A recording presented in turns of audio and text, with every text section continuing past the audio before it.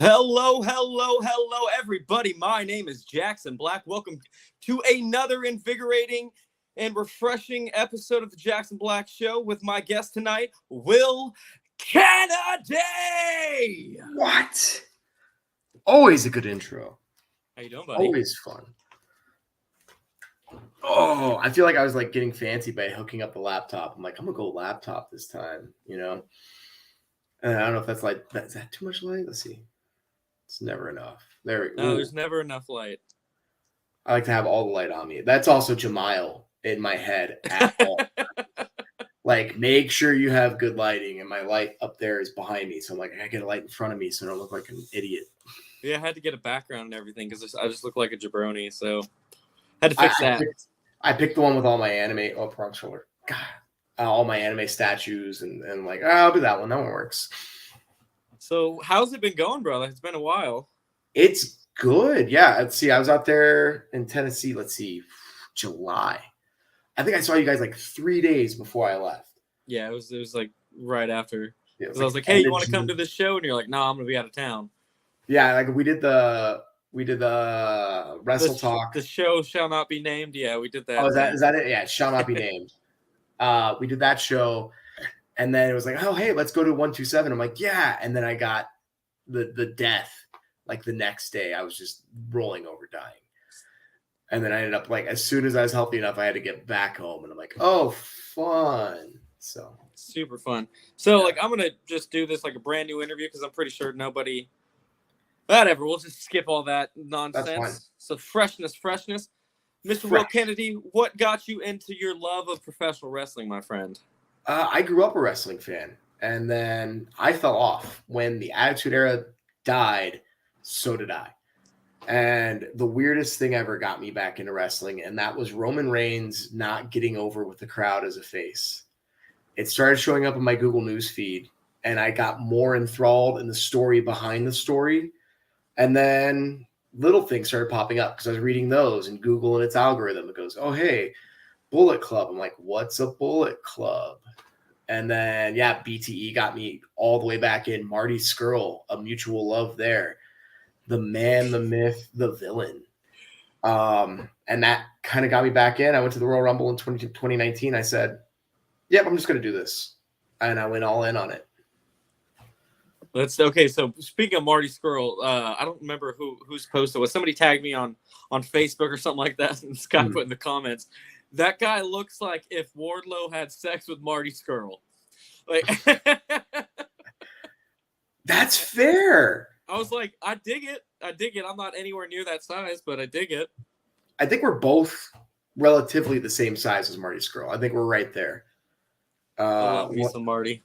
When I hung out with Flip Gordon, God, 2 years ago, he's invisible. Yeah, I mean he doesn't exist, right? That's the thing. He doesn't exist. Yeah. That's what he said. He goes, yeah, but Marty's about your size. I'm like, what? And I would like have my own little Mark session there. I'm like, what? Oh my God. Me and Marty? So what were some of the people you looked up to, like maybe honed your style after in-ring? So, like, I mean, growing up, we're about the same age. So, like, growing up the Attitude Era, everybody wanted to be Stone Cold, The Rock. Weirdly, the one from that era that stuck, and really it's kind of resonated, was Road Dogg.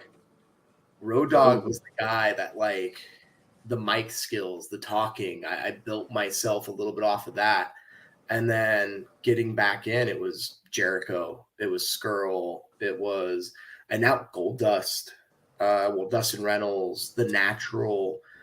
And weirdly, when you start wrestling, you start picking up old guys to pick up off. Not old, but, you know, older wrestlers like Tully. Doc turned me way on to Tully. Like, I knew Tully, but then Dr. Tom said, you should learn how to be like Tully Blanchard. And I went, all right, let's give it a shot. And that developed a lot of my in-ring. But I think Roddy Piper is another one I picked up. So many. It's once you become a student, there's like, it's everybody. I just take from anyone I can. And no wrestler like, I'm original. No, we steal. That's what we do. Everything. Every once in a while, you'll pop across a video and be like, okay, I've never seen that before. Yeah. I've never seen that. I think when Dante Martin started doing that springboard to moonsault thing, I was like, holy crap, dude. I saw a guy out here do that where he did springboard to the other rope, springboard to moonsault in loafers and a suit. And my brain just went, boom. Joey Ultra is his name. Insane. And he always goes, I'm going to work more once I get bigger. And I'm like, dude, you're in good enough shape. Just be awesome like you are and start making money. I believe that. I believe in that. So let's go. Everybody has a good one or a couple. Give me a good road story. Because everybody has them. Oh, okay. So this one's a little recent. Because, I mean, we have the initial – have you done the TCW drive? The Tennessee Championship Wrestling drive? Dude, we're doing an EPW drive now, which is to Mississippi. Yes. So it's very similar. So the TCW drives was always, hey, I've got should I name drop on this? Insane Dane. Insane Dane, that's what I go to Mississippi with. Yeah. Me, Insane Dane, Smiling Jack Wells, and John Belmont in the car. 6-hour drive. I'm the only one awake. 6 hours there, 6 hours back. I would work the next day at 7 a.m., get back from breaking down the ring and sending it off at 11 o'clock, get back at 6:45, sleep for 15 minutes and go to work and work a 16-hour day. But recently I went to El Paso with my friends, Chevy Depp and Turbo Time Ricky Reyes, and Ricky drove, which for me is also already going like, what? I don't got to drive? No. But we're on our way back and I think we're back in Arizona at this point. And one of Ricky's things is he goes, it's turbo time. Wow. It's hilarious. It's incredible. He's amazing. But we're driving and it's, I want to say it's like midnight, 1 o'clock. And a javelina just jumps out in the middle of the road in front of us. And without missing a beat, Turbo sees it, goes, wah! And turns the car. Same motion and everything. Wah! Right around it. And I'm happy we didn't hit a javelina at 80 miles an hour because they're just gigantic pigs, but just couldn't stop laughing. I'm like, you did it! You did the thing! Because I'm taking it from real life, bud. Yeah. I think one of the only other times I did the EPW, and that was actually the EPW drive with anybody, was me, Bruiser Bob, and Wayne Moxie. Oh, Bruiser Bob! We did TCW in Selmer. I missed Selmer a bit. That was a fun little town to do. And then the next morning we did EPW the next day. My one time at EPW, I had a blast. That's a great, great promotion. I have a fun time up there, so I got to come up with a new one because they're not reacting anymore to it. But I used to come out and be like, oh, it's great to be in Oklahoma.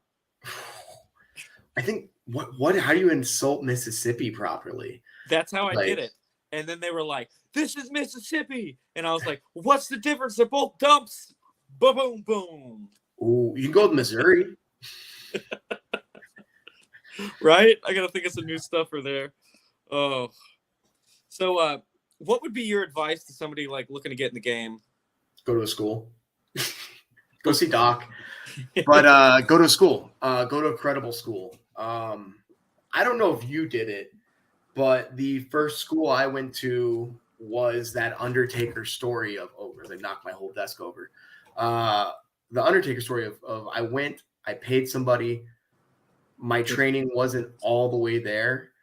It was very much like, what did I pay for? And then I had to go out and actually get trained. And I think everybody has a story in wrestling where you go out to learn the first time, unless the first time you go is to someone like Doc or somebody else. Yeah. Where you get ripped off. You get ripped off so much starting wrestling. And in a way, you don't get ripped off because you learn how not to get ripped off.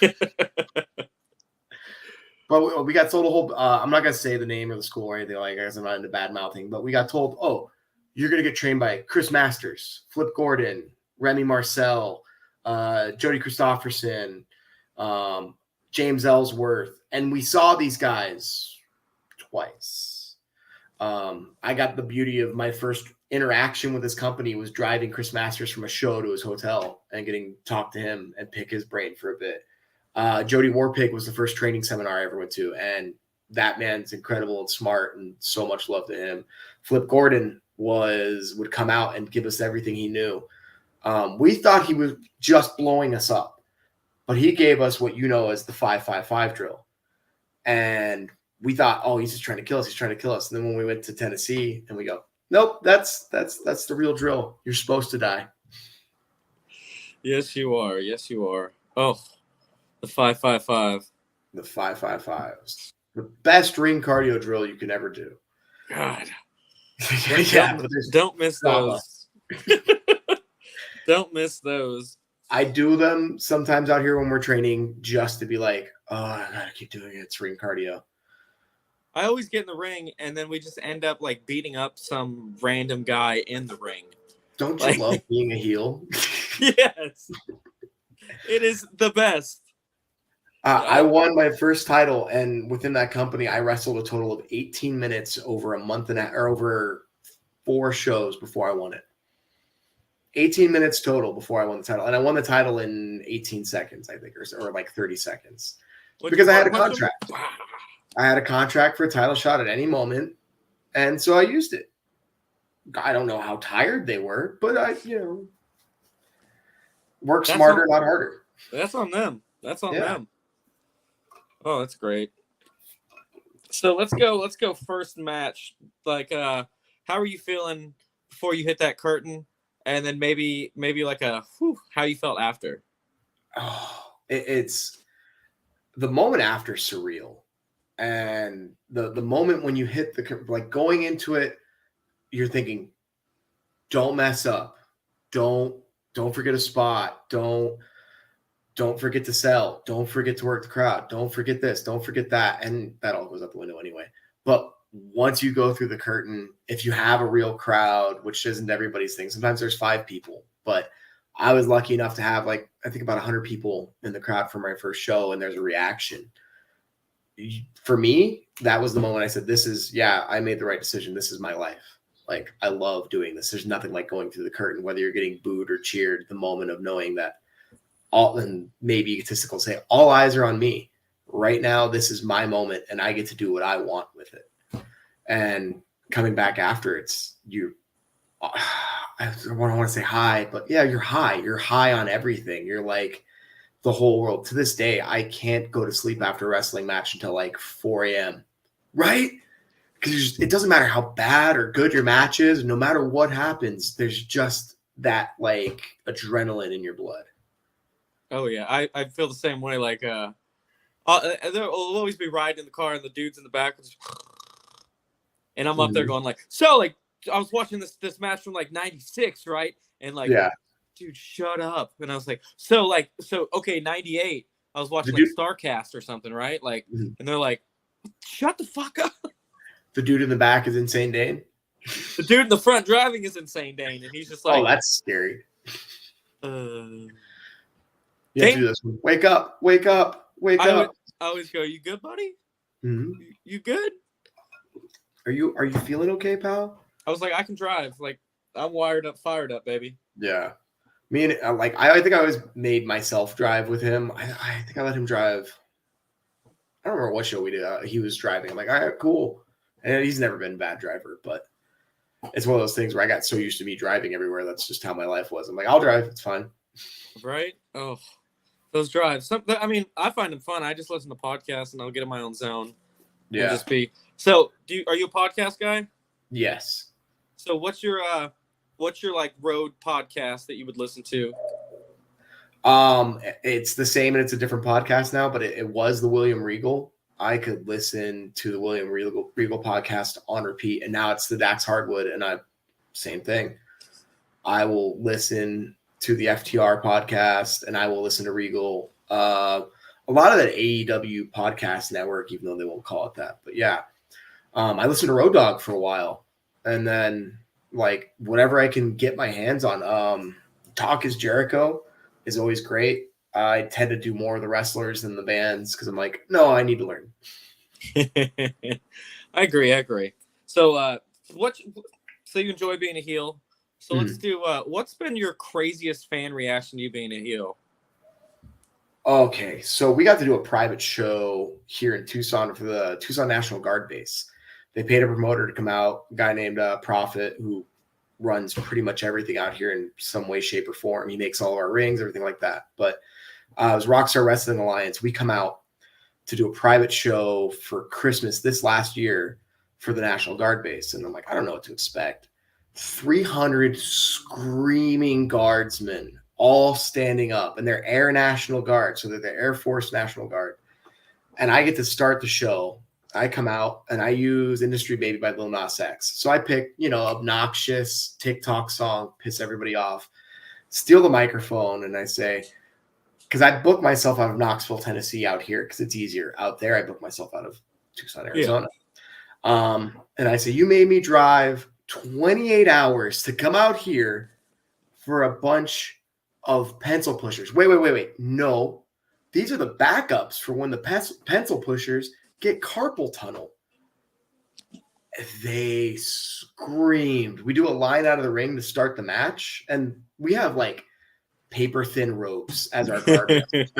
We're in an airplane hangar. There's a fighter jet half taken apart right next to us. And as soon as I get lined out, I'm on the ground in front of these people. And I thought it was my opponent stomping me. And they goes, hey, man, that was crazy, man. They were just kicking you and everything when you went out the ring.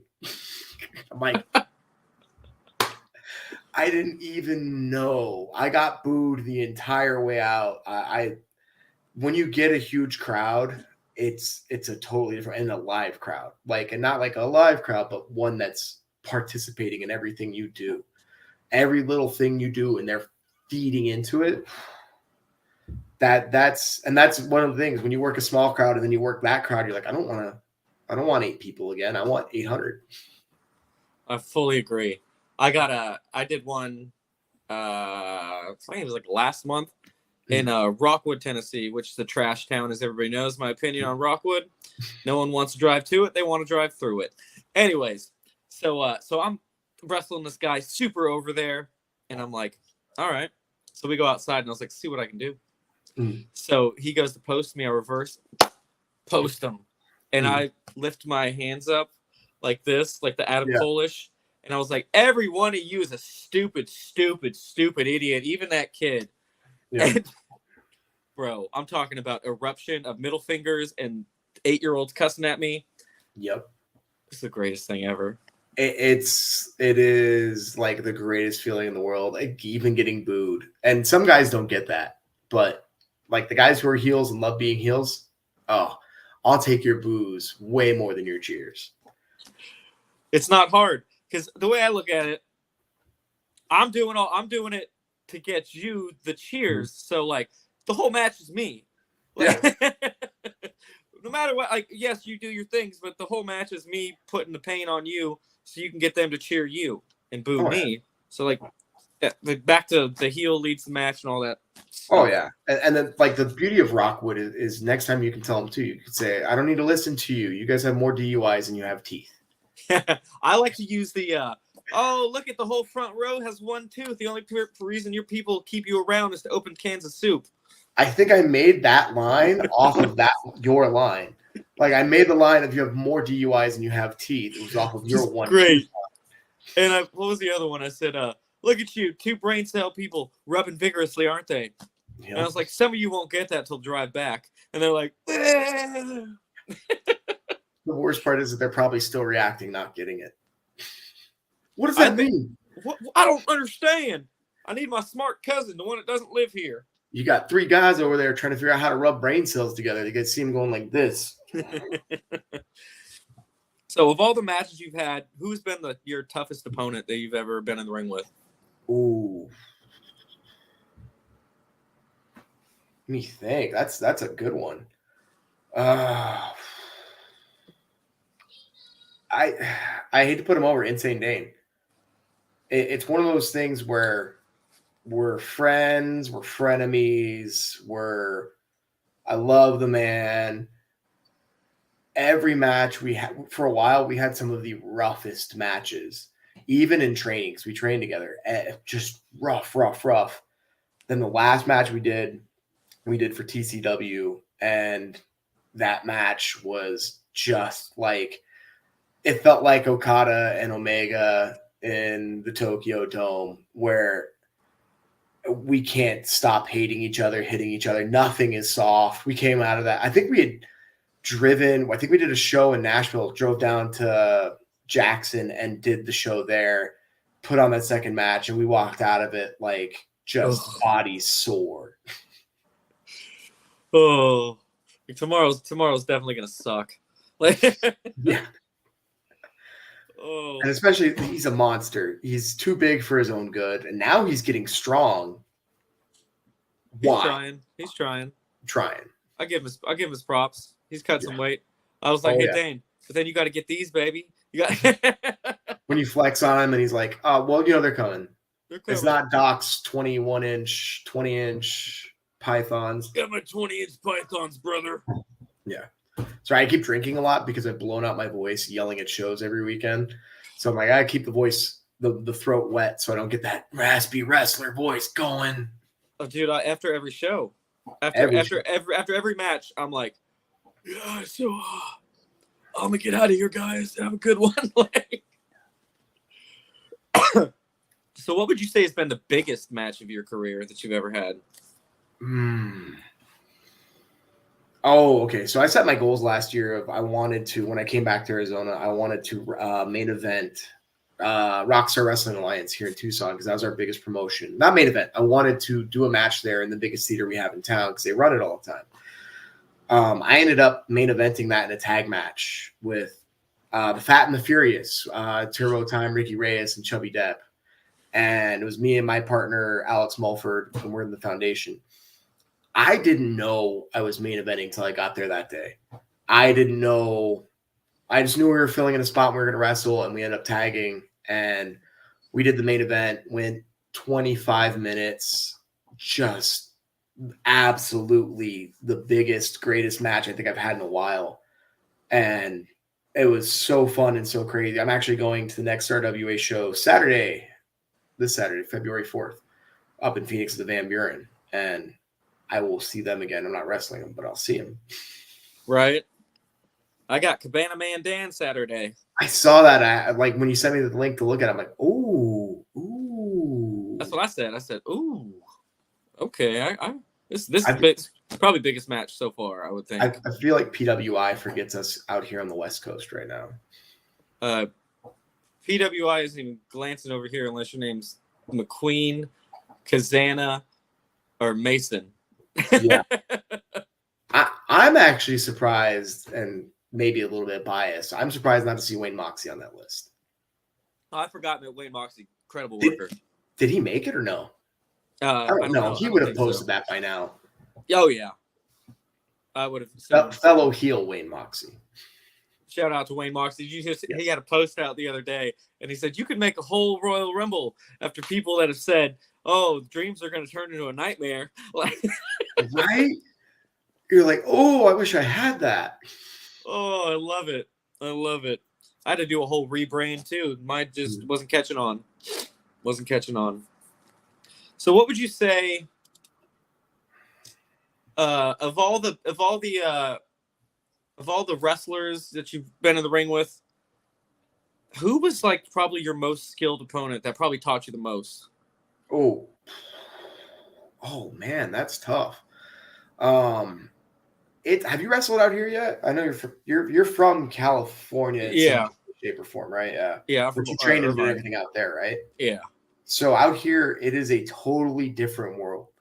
Our wrestling styles, the way the crowds react, are completely different. So I come back from Tennessee feeling like I know everything, to find out here it's so different that I had to almost relearn everything. Out there, Wayne Moxley, Jason Genesis also. Oh, good I got dude. to wrestle. That's a good one. I got to wrestle the Party Up Boys with Cody James as my partner, and that was a blast. That was a fun match. Honcho Hensley is another one I just sat there and learned so much from. Out here, a guy named Chris Evans, who does a lot of the training out here in Tucson. Turbo Time, Ricky Reyes, Chubby Depp. I think they're the best tag team I've ever worked with, and they're going to blow up huge at some point. I feel like an agent. I keep saying their name, keep pushing them. I'm like, oh no, they're that good. Bro, I weaseled myself on a card, and like I can't even believe I got on this card. It's bonkers. Bonkers. You got Chase Owens, Matt Cross, the Heat Seekers. Wow. Did I say Ricky Morton and Kerry Morton? Wow. Yeah, dude. Like this card is bonkers. I'm just like, I'm bringing an empty notebook to this one. Like, yeah, it was the graduation match I was out there for. We got Kerry Morton, we got AJ, we got Silas. Like, not to mention Joe Kazana himself. Not to mention Dr. Tom. You know, the cards you can get out there are bonkers. The guys who are on NWA, like, and that one's even crazier. Out here, we get lucky. I think we have Brian Kendrick coming out for AWF.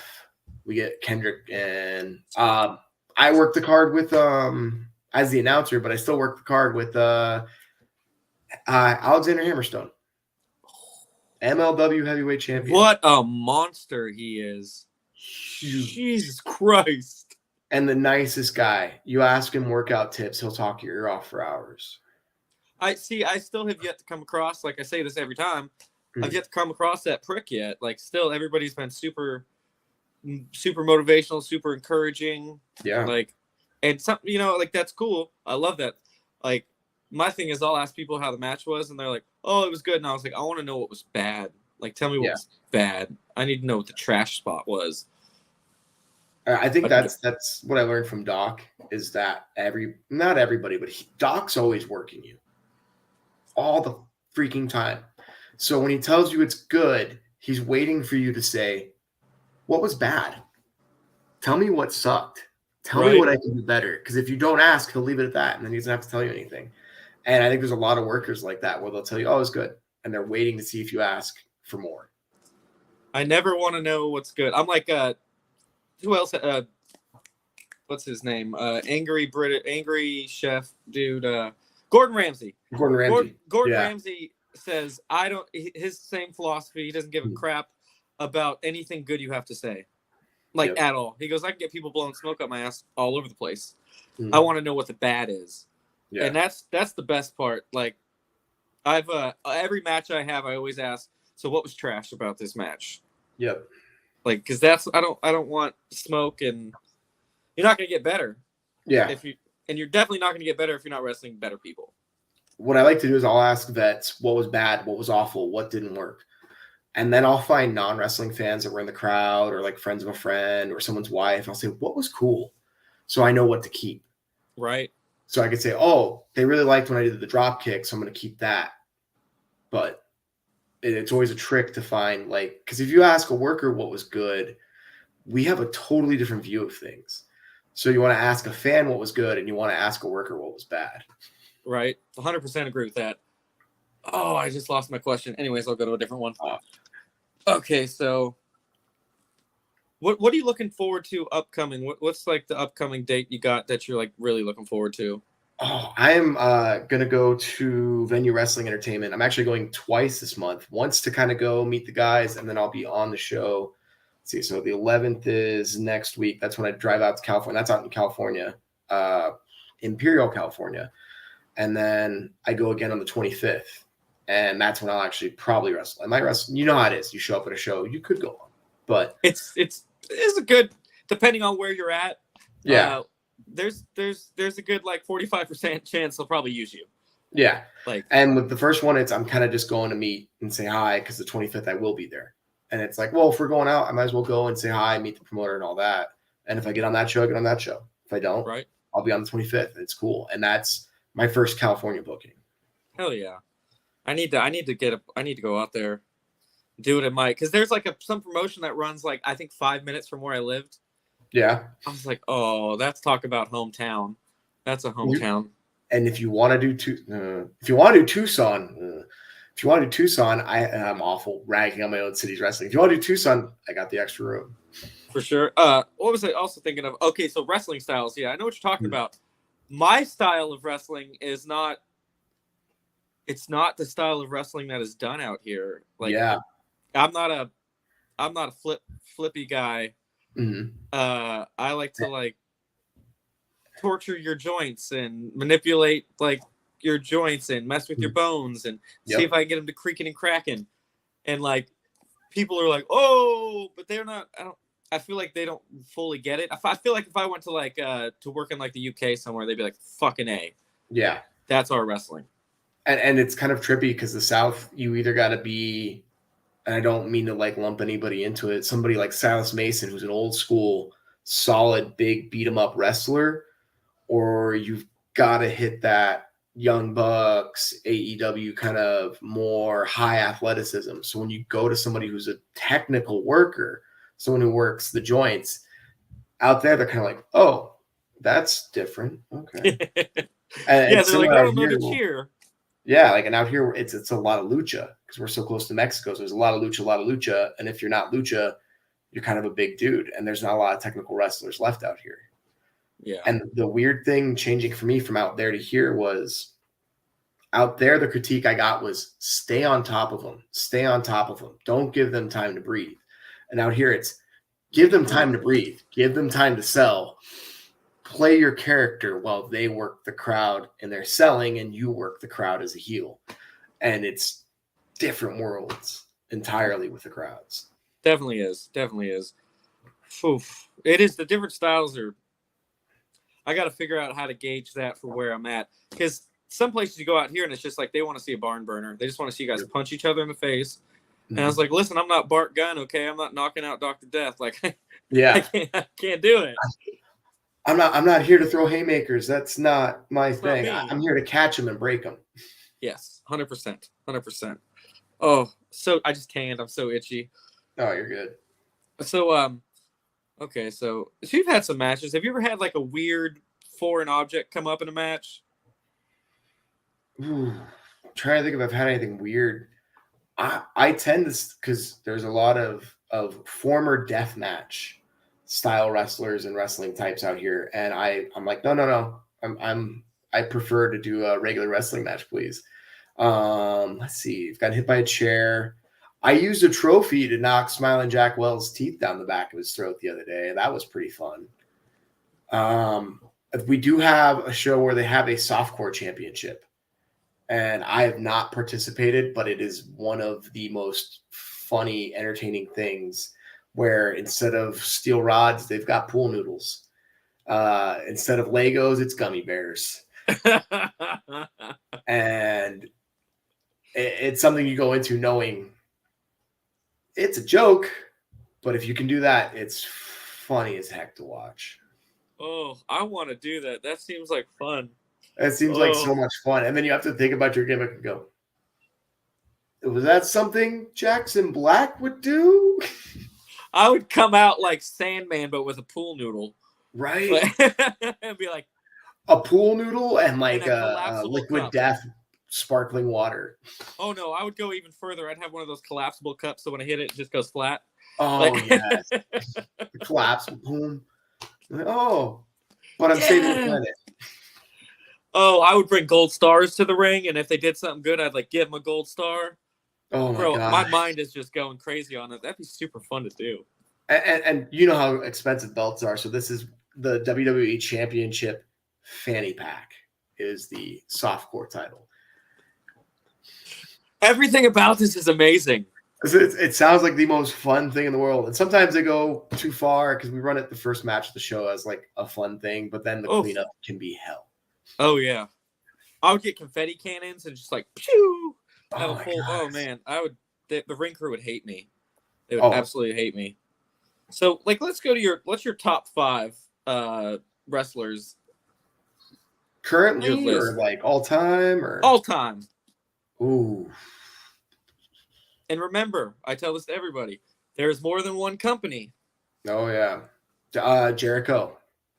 Every company he's been in, he called himself the GOAT for a reason. And he is. He's a GOAT. Ultimo Dragon, like solid. I don't want to call him a luchador because he's Japanese, but solid luchador, solid technician, solid striker, good in every company he went into. Man, you see, and then you go the other way where you have to say Cena because Cena made the most money. Like, our job's to make money. Cena made the most money. But from like everybody booing him to ECW, that ECW show, to being the king of the mountaintop, to creating what a modern WWE wrestler is now. Yeah. It's just crazy. And the thing is, when he comes back now, I'm excited to see what he does because he was also killer as Peacemaker. Like, he's so enjoyable. The Rock, too, you could say, too, because he was so good in the ring, too. But outside the ring, he's so entertaining that you want to see everything he does. Let's see. All right. Boom, boom, boom. Let's see. We got Jericho, Ultimo Dragon. Oh, Flair. Like, because Flair did it again in every company. Anywhere he went, he did it. Hogan. You got to say Hogan. Like, did you see his match? Reinvented the industry? Yeah, no, he totally invented the industry. But you see his match in Japan? Oh, with the drop kicks and stuff? The drop kicks, the Ranas. Like, oh my God, Hogan could actually work. He just did it. Didn't have to. Yeah. But, yeah, Hogan brought us to the Attitude Era. Oh, Austin. If Austin's not on there, I don't know who the heck I am. Stone Cold Steve Austin's got to be on there. And that's half man, half worker, half business. Full entertainer. Full entertainer. Because, like, if you wanted to go, like, as a worker, who are the 5 best? Eddie. I as a worker, I'd say Benoit. Nowadays, probably like a Zack Sabre Jr. on the technical side, best in the world. Yeah. Shawn Michaels, in, like, there's the politics, but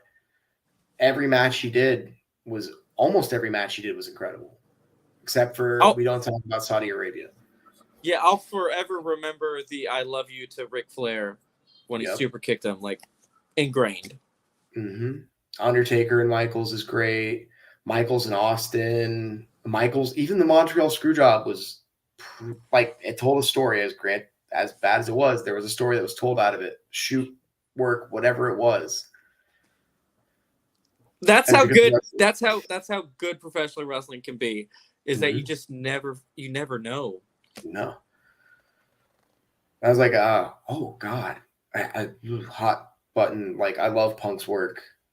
It's hard to, even with everything, you go, he still did good stuff. He still told a story. Punk goes far with his stuff, which I love, and which is what I do. Like, on the mic, he's one of the people I look to, because he generates. I know I know the people love him, and I know he was supposed to be, but he generates so much heat. Yes.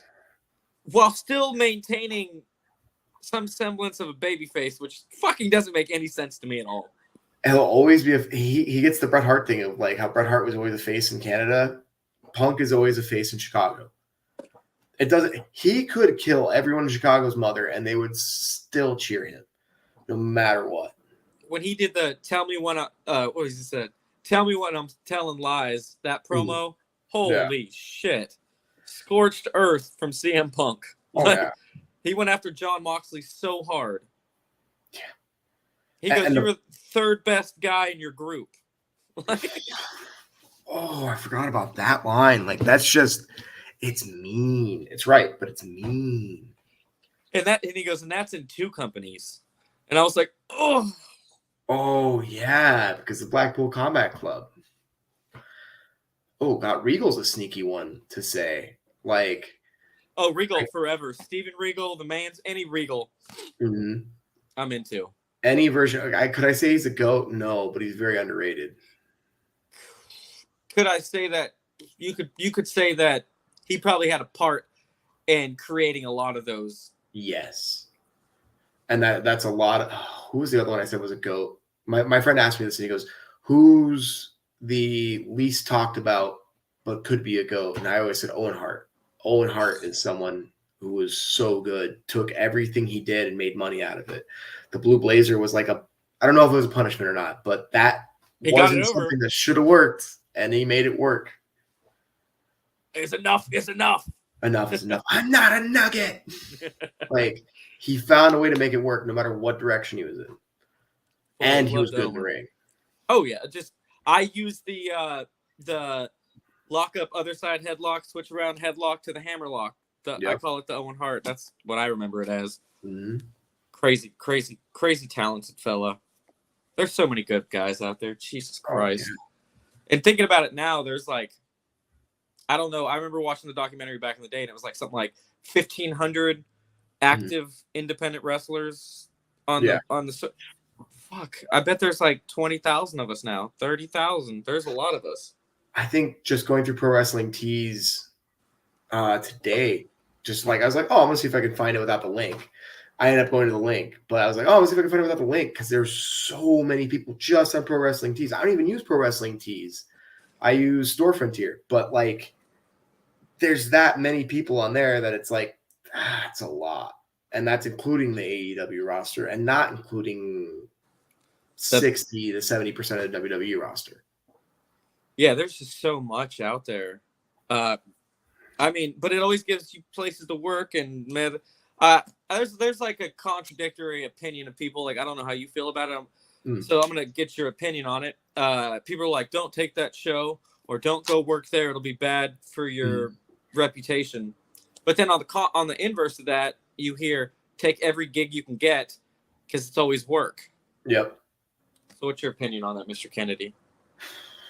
I will take any gig once, at least. If someone says, don't go there, that's terrible, blah, blah, I'll do it once. And if I go there and I go, not again, that's fair. But I'll give everything one shot, because I think it was Sami Zayn said, every show you do is a chance to learn. And I think he was the Danhausen interview where he was talking about Sami Zayn telling him that, and he had to work a match with no ropes because they didn't have any ropes for the show. And that's how he came up with the tequila bit, because they were at a bar. So he danced on the bar, did the Pee Wee Herman, and that's that. So it's like, yeah, there's always an opportunity to learn no matter what show you do. But there's also shows where you drive 6.5 hours all the way across the state and get paid $10 if you get paid at all. And those are the ones where you start going, after a few of them, like, you're making money and I'm getting nothing to drive 6.5 hours. This isn't even covering gas. This isn't covering food. This isn't covering anything. That's another thing. I get it. I get that you got to make money, but on the same way, if you're selling 350 tickets, probably time to start paying the boys. Oh, yeah. Just dude, okay, this is fun. This is totally sidetracked from anything. I'm doing a show in March, and Teddy Long is going to be there. Ooh, can you turn it into a tag match? That's what I was saying. I was like, can I go out? We're not getting the Undertaker. No. Boy. But he'd be like, okay, player, you in a tag match. Yeah. I would love it. You want to fight and you want to fight? How about we make it a tag match, baby? It could be the Insane Danertaker. The Insandertaker? Is that the way to say it? The Insandertaker. I agree fully. I endorse this. This would be beautiful. And you know, he'd play it up. He would overplay it where he's walking out like a mummy instead. Wait, I didn't know any better. Yeah. Okay, so let's do. So you've been doing it a minute. What I think we're about to wrap it up. I want to give you my question of questions. Yeah. So at the end of the day, what is the legacy you want to leave to be remembered in the business? Ooh. So when I started and people asked me what I wanted to be as a wrestler, I said I wanted to bump better than anybody. Like, I wanted to be the guy everybody wanted to work. Like, be like, oh, he makes me look great. And now I think I want to be I want to be known as one of the best on the microphone and could actually still go in the ring. Like that's where I want to be. Like legacy, I want to make a lot of money. But like as far as the legacy goes, yeah, I want to be remembered in the like we were talking earlier, I want to be remembered like Roddy Piper, CM Punk. I want people to be like what he said, because our business is storytelling. And I think you remember the guys who could tell stories more than the guys you can remember as great wrestlers. Like you look at Chris Benoit. I can't remember a Benoit promo to save my life. I remember stories with Benoit. I don't think he did very many. No, but he told the story great. And that's something he could do. But I could remember Eddie promos. Like we all love the idea of Dominic. What's up, Holmes? Like yeah, like the idea of Dominic being Eddie's kid, Dominic playing into it. The fact that Dominic is 6+ feet tall, and you go, is he Eddie's kid? That's because Eddie Guerrero did that whole story, that promo, and everything with Rey Mysterio so well that we still remember it today. So I think that's what it is. I want people to remember what I say. That's probably the biggest thing. I feel that. I think yesterday Dominic put a picture up of wearing the exact same outfit as Eddie, and it was like a side by side, and they were both like this with the mullet and everything. It was great. It was great. All right, brother. You want to give people social media so they can connect with you? This will be on it'll go up on YouTube and everywhere. Oh, yeah. And then after that, it'll be on like Spotify, Pandora, and everywhere else. Let's see. So it's I think it's The Will Kennedy at Facebook or The Will Kennedy on Facebook, or I think it is just Will Kennedy on Facebook. I think I got it as just Will Kennedy. The Will Kennedy on Instagram, and then I have been too lazy to do Twitter, and I should be doing a Twitter, as Jamile will scream at me if he watches this and says you should be doing Twitter. On storefrontier.com/The Will Kennedy, and I think that's all I'm doing right now. Buy my shirt there. Buy my shirts at storefrontier.com/The Will Kennedy. Especially this one he's wearing right here. I have it in the dirty clothes right now. Wore it to the gym. Yeah. Well, all right, ladies and gentlemen, my name is Jackson Black. This has been another episode with my guest, Will Kennedy.